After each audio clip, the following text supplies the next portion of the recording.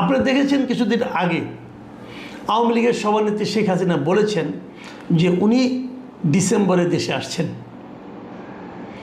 এখন উনি ডিসেম্বরের আগে দেশে আসছেন।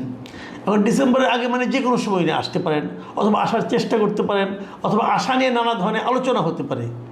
এই যে আওয়ামী লীগের ফিরে আসা, ফিরে আসতে চাওয়া, আওয়ামী লীগের সভানেত্রী ফিরে আসতে চাওয়া, এটা নিয়ে কিন্তু বেশ কিছু ঘটনা ঘটেছে।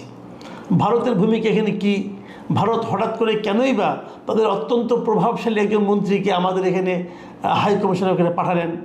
আসসালামু আলাইকুম প্রিয় দর্শক, রাষ্ট্রপতি মোহাম্মদ শাহাবুদ্দিন সাহেবের যে পদত্যাগ, এটা এখন সময়ের ব্যাপার। গত 2-3 দিন ধরে কানাঘুষা শোনা যাচ্ছিল, এবং আমি যতটুকু জানি এবং খুবই নির্ভরযোগ্য সূত্র থেকেই আমি জেনেছি যে 2-3 দিন সময় ম্যাক্সিমাম, এটা যে কোনো সময় উনি পদত্যাগ করতেছেন। এবং এই জন্যই পদত্যাগ করছেন। কেন করছেন? এই কারণটা কি? ওনার মেয়াদ তো শেষ হয়নি। উনি রাষ্ট্রপতি হিসেবে নিয়োগ পেয়েছিলেন 2023 সালের 24 এপ্রিল। সেই হিসাবে 2028 সালের এপ্রিলে ওনার মেয়াদ শেষ হওয়ার কথা, আর এখন চলছে 2026 সালের জুলাই মাস। তাহলে ওনার কিন্তু আরও প্রায় 2 বছর মেয়াদ আছে। কিন্তু তার আগেই ওনার চলে যাওয়ার বিষয়টা এখন মোটামুটি চূড়ান্ত হয়ে গেছে। দেখুন, রাষ্ট্রপতি কিভাবে চলে যান?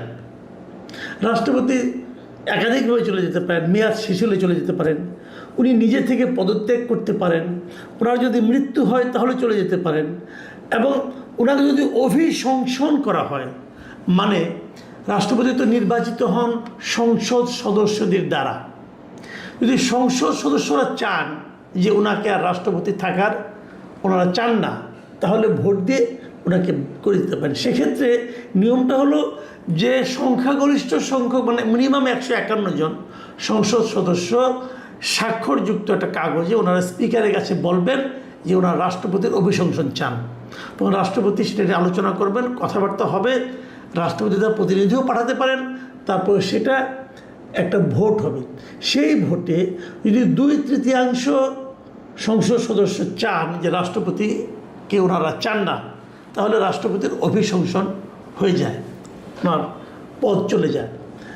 আরেকটা পদ্ধতি আছে, যদি রাষ্ট্রপতি শারীরিকভাবে অক্ষম হন, যদি মানসিকভাবে ওনার অসুস্থতা ধরা পড়ে, এ সমস্ত কারণেও ওনাকে সরিয়ে দেওয়া যেতে পারে। তো শাহাবুদ্দিন সাহেব কীভাবে যাচ্ছেন? শাহাবুদ্দিন সাহেবকে অভিশংসন করা হবে এটা নিশ্চয়ই উনি চান না, আমি যতটুকু বুঝি চান না, এবং আমি এটাও বুঝি ওনার সঙ্গে সরকারের সম্পর্কটা একেবারে দা কুমড়ার মতো নয়। উনি আসলে নিজে থেকে পদত্যাগ করতে চাচ্ছেন, পদত্যাগ হয়তো করবেন। উনি এর আগেও একবার বলেছিলেন যদি এই সরকার তাকে রাষ্ট্রপতি হিসেবে না চায় তাহলে উনি থাকবেন না। মানে এটাই স্বাভাবিক, কারণ উনি ঝগড়াঝাটি করে থাকতে চাচ্ছেন না, উনি মান সম্মান নিয়ে যেতে চাচ্ছেন।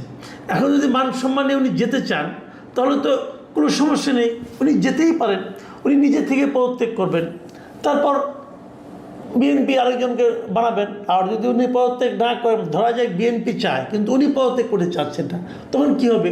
অভিশংসনের আয়োজন করা হবে, আরও কিছুদিন চলবে, এবং একটা সম্পর্কটা তিক্ততার পর্যায়ে পৌঁছবে। সেটা হওয়াটা স্বাভাবিক না।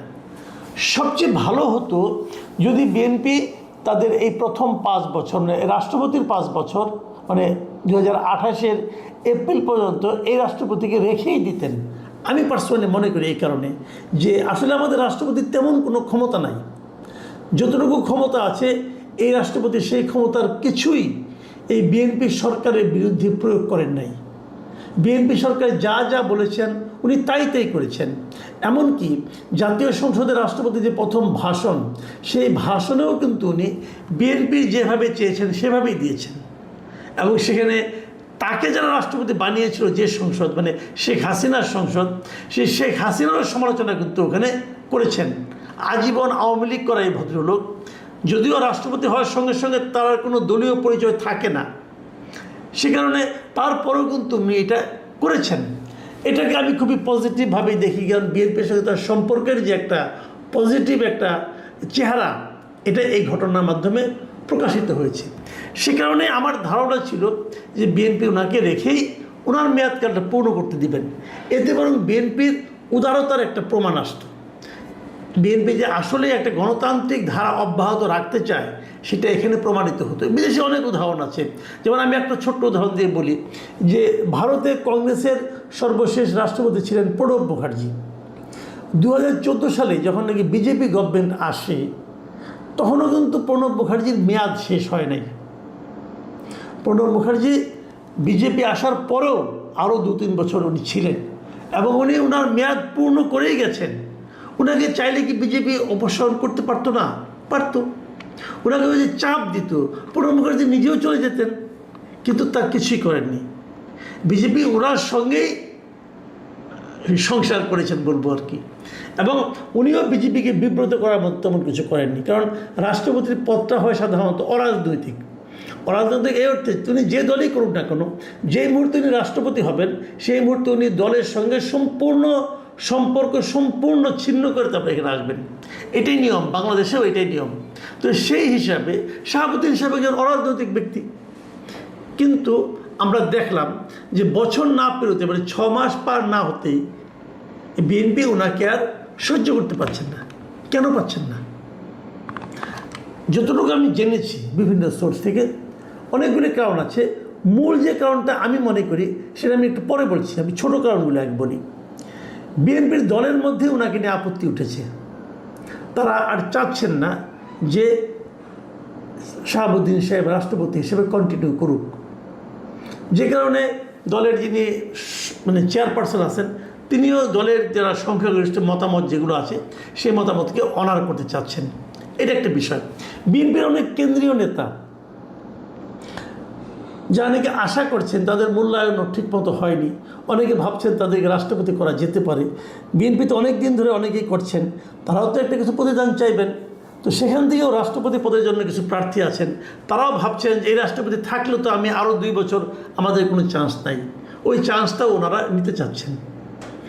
আরেকটা কথা যেটা শুনেছি সেটা হলো যে জামায়াতে ইসলামও নাকি এই রাষ্ট্রপতি কন্টিনিউ করুক এটা চায় না। এটা তো তারা অনেক আগের থেকে চায় না। জামাত, এনসিপি অনেক দিন ধরে তারা চায় না। এনসিপি তো রীতিমতো আন্দোলন বন্ধ করেছিল রাষ্ট্রপতিকে নামিয়ে দেওয়ার জন্য অন্তর্বর্তীকালীন সরকারের সময়, সেটা সম্ভব হয়নি বিএনপির কারণে। তো কোনো পলিটিক্যাল পার্টি ওনাকে রাষ্ট্রপতি হিসেবে থাকুক এটা চায় না, কেবল বিএনপি, বিশেষ করে তারেক রহমান চাইতেন বলে উনি এতদিন ছিলেন। এখন যদি রাষ্ট্রপতি পদত্যাগ করেন তাহলে উনি কী কারণ দেখিয়ে পদত্যাগ করবেন?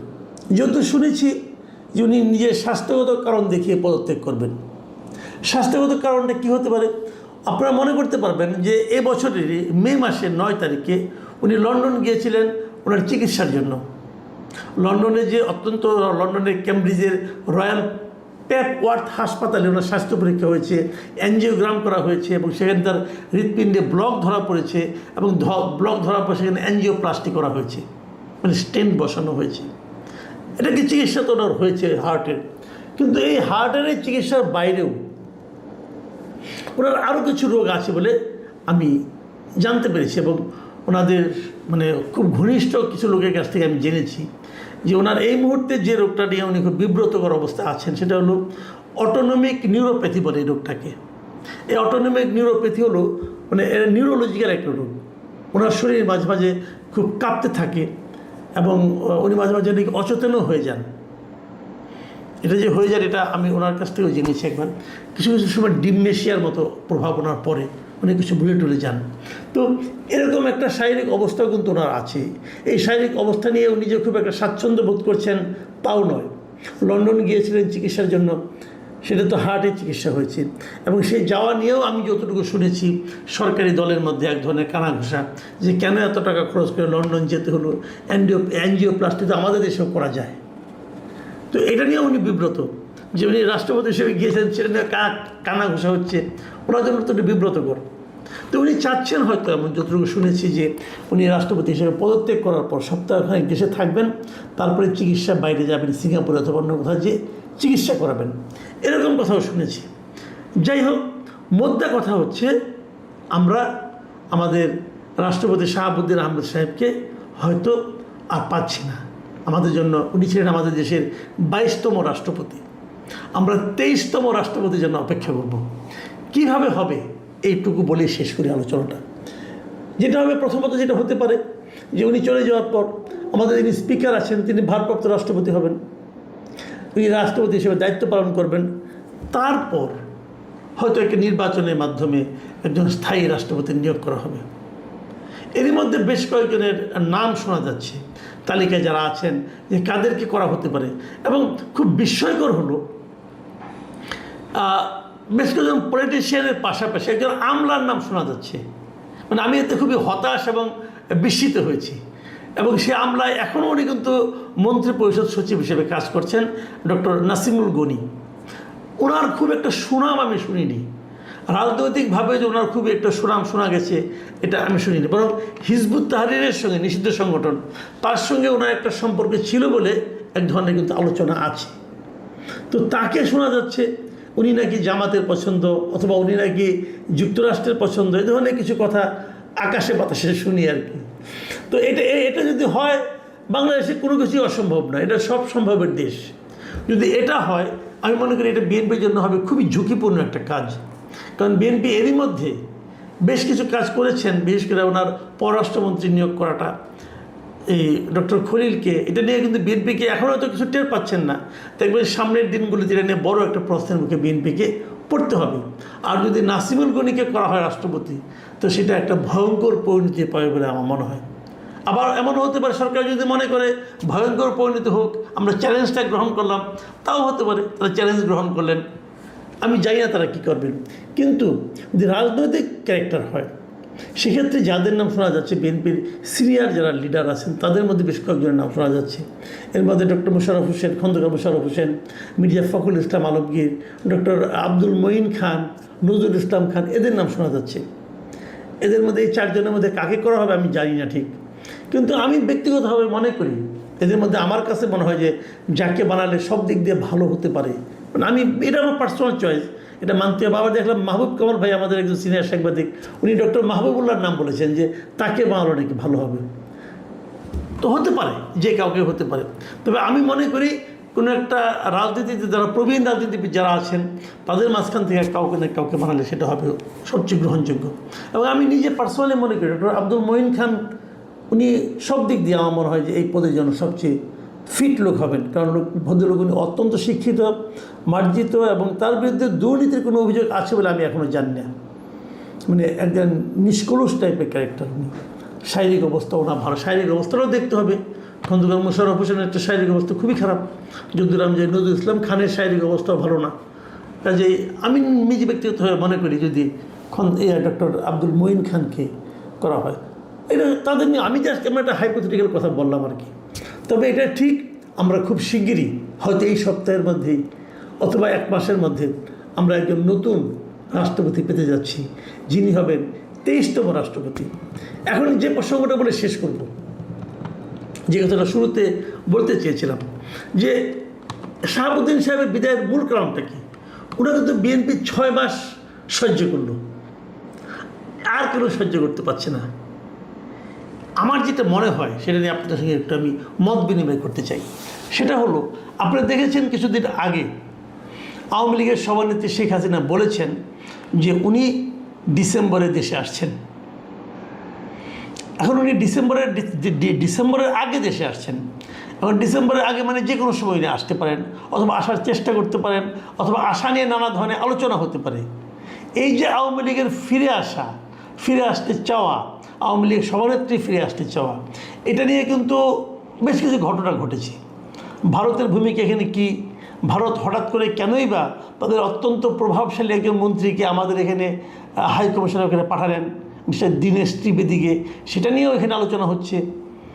এই সমস্ত আলোচনার মধ্যে যতদূর আমি শুনতে পেরেছি, জানতে পেরেছি, যে বিএনপি প্রেসিডেন্ট হিসেবে শাহাবুদ্দিন সাহেবকে নিয়ে আর ঝুঁকি নিতে চাচ্ছেন না। উনি মনে করছেন যে ওই আশার সঙ্গে উনি যদি প্রেসিডেন্ট হিসেবে তখন থাকেন, তখন এই ব্যাপারটা সব মিলিয়ে বিএনপির জন্য একটু ঝুঁকিপূর্ণ হতে পারে। তাহলে কি শেখ হাসিনার সেই ঘোষণা সেটাই শাহাবুদ্দিন সাহেবের বিদায়ের জন্য মূল কারণ হয়ে দাঁড়ালো? আমরা বলতে পারবো না, কারণ এগুলি কোনো প্রমাণ নেই, তবে আলোচনাটা কিন্তু এভাবে অগ্রসর হতে থাকবে। প্রিয় দর্শক, যেটাই ঘটুক আমরা অপেক্ষা করি, কিন্তু আমি ব্যক্তিগতভাবে আগেই বলেছি যে গণতান্ত্রিক ধারা অব্যাহত রাখাটাই সবার জন্য সম্মানজনক হতে পারত। আপনারা ভালো থাকবেন, এখন এ পর্যন্তই। আল্লাহ হাফেজ।